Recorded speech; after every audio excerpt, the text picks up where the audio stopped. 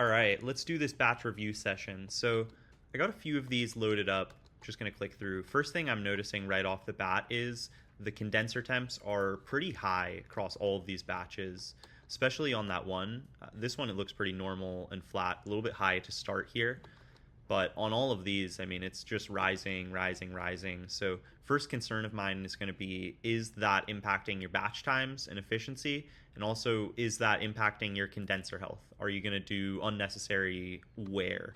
Yeah, I would say we definitely need to look at the spacing between the freeze dryers, make sure that there's ample airspace between them, maybe get some additional cooling somehow. But this one getting up above 90 for almost half of the batch duration is almost certainly going to have some additional wear and tear. They're not typically supposed to be running that hot, so got to be super careful about thermal capacity. So other thing I noticed that's a little bit weird is the vacuum levels are pretty different in these stages. It does get down to 200 here, but if you look at the other batches, it's very consistent, the level that it's reaching. So I'm immediately wondering, is that condenser temperature having an impact on how the vacuum's performing? Can see as it gets super, super hot, it's struggling to get down to those lower amounts that you see it hitting on some of those other batches. So definitely getting these condenser temps and room temps down is, I think, going to be the highest priority. Shelf temps are looking pretty good.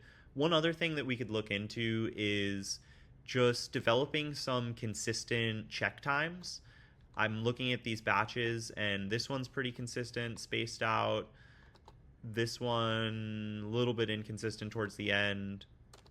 And then this one's kind of all over the place. But developing those consistent check times could help with getting a drying profile or recipe for some of these different strains.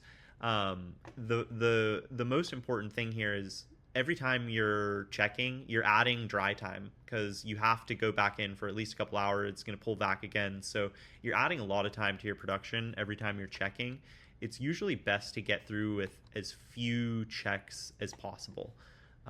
So things that I want to keep an eye on going forward, definitely condenser temps. We should do what we can to get those down as much as possible.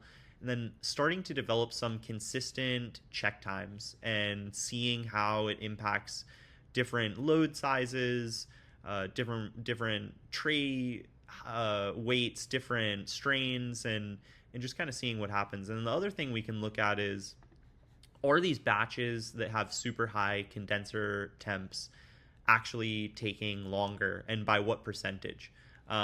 This definitely intriguing to me, the fact that there's not as low of a vacuum as our temps are getting up. So I also wonder how that impacts time, if any.